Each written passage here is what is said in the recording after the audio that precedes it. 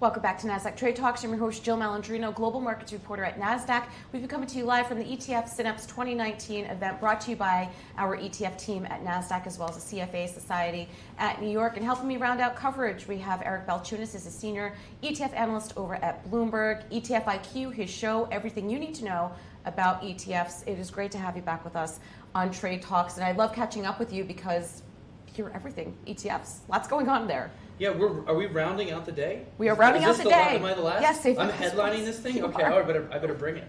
So what's going on in your world? I know. Going through your Twitter feed, you're talking about low vol ETFs and how it's representative of what's going on in macro. Yeah, so low vol is like the Diet Coke of the factor world, right? It's a great premise. It's like, hey, here's the market, but with a little less edge, right? And low vol is not only a great, easy thing to sell to for advisors and their clients. It's easy to understand. So it's going to grow anyway, but this year it's grown extra because it's kind of outperforming, right? So I think $25 billion into low vol. That is a tremendous amount for the size low vol has. So it's punching way above its weight. Some of the products are in like the top 25 in flows. And to me, it's representative of the year that we've had so far, which is, 2018 was a bit scary.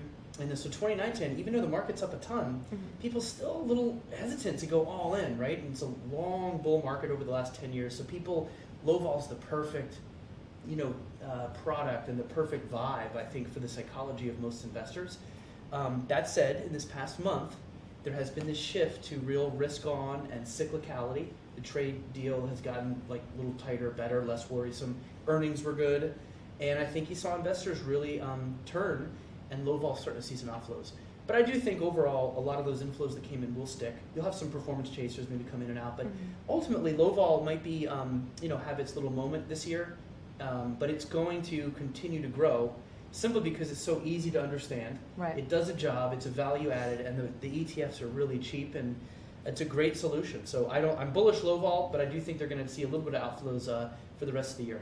What about ESG ETFs? I know you're doing some work on that as well, where some ESG funds were missing some very obvious constituents that have been driving performance. Right. So I've wrestled with ESG for a while. I have colleagues that analyze ESG, and I just think if ESG is trendy, right? People are like, I want to do ESG, right?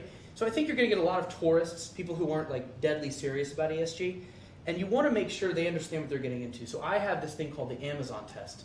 So I told advisors, if a client is asking you about ESG, show them these stocks: Amazon, Netflix, what was another one? MasterCard. And all of them are up over 1,000% over the past 10 years. They are not in SUSA, which is one of the oldest, biggest ESG ETFs.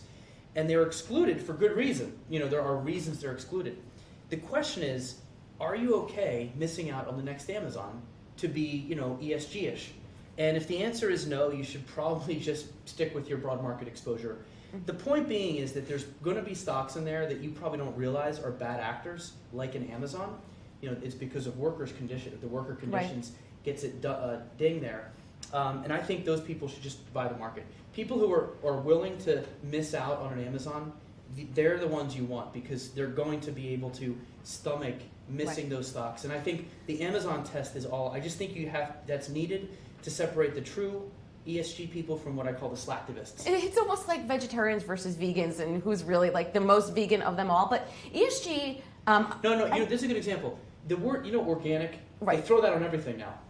And that's sort of like ESG. There are really true vegetarians who really, really care about the chemicals, and that's who organic should be for, because you're going to pay up for that.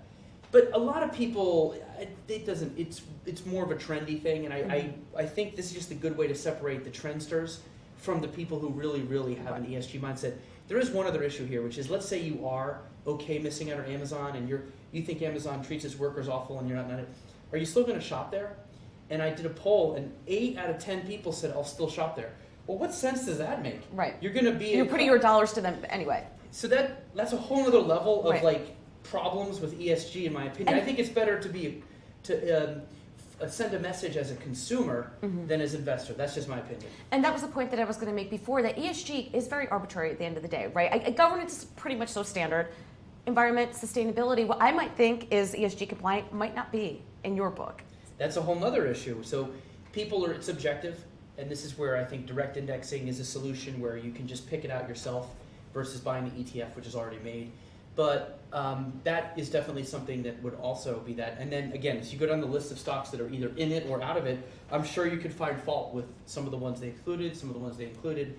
ESG just takes so much more due diligence than it seems, and I think that is going to be a headwind for its growth. So I think ESG ETFs will get assets. I just think they're going to underwhelm relative to the hype they have. All right, now you and I have covered vol ETNs and leveraged ETNs before. A little bit quiet this year. We saw them volume pick up as there was volatility in the market. They're great for intraday products. What are your thoughts around that now? It seems to have been a quiet news year for them. Yeah, probably because the market's kind of just trickled up nicely. There was a couple months, like last year I think they were great. But ultimately, there's still a good deal of volume. What people really like to do with leverage ETFs is do mean reversion. So like if the triple leverage gold miner ETF goes up today, like 5%, you're going to see is a lot of people betting against it or buying the short one, to go up, because a lot of times it just goes back and forth. So a lot of the volume is really in, week to week, day to day, and it's not investing. It's much more almost like gambling, and it's a separate part of the market. So they'll continue to have their home. I think every now and then, though, you will see one of these leverage ETFs sort of just catch fire. The one this year that is just killing it is Nail. It's the triple leverage home builders. Because when you have a sector that just goes up nice in one nice even line, you kind of get the compounding effect. So Nail is actually up 4 times over its index, and that might attract some people. But largely speaking, we call these red light ETFs or rated R ETFs. So most investors should just either not use them or understand that they're for more mature audiences only. But if you know what you're doing, I mean, they're great. They're liquid, you can get quick exposure. Well, you have to give the issuers and exchanges credit. They always have the most clever tickers. Oh, the leverage people are probably the best. Yes. Even better than the themes. I think the leverage ETF tickers are the best. I think, some like Talk and Mute might be my 2 new favorites. The communications up and down. Yep, there's a listing that actually just switched from New York Stock Exchange to Nasdaq UFO for one of the space-oriented ETFs. That's clever as well. To wrap up here, your 2020 outlook, whether it's macro or the continued growth in the ETF space. Right. Okay. So 2020, I think after going up 25% this year, I can't imagine the market continues going up. So I'm assuming that we'll have a pullback next year. Maybe we won't, but let's say we do. I think we could have a year where index mutual funds actually take in more money than ETFs. Because a lot of the money in ETFs, about, maybe a third of it, is just traders trading and riding performance. So if there's a sell-off, you could have some of those traders leave the market a little bit. And I think index mutual funds have much more drip flows. So look out for those. And I think Fidelity hasn't gone full force into the ETF space. What they have done is go full force into index mutual funds. They have a whole suite for basically no fee, and they have a huge advisor platform. So look for those, the Fidelity factor, and a rough market to potentially see index mutual funds outflow ETFs.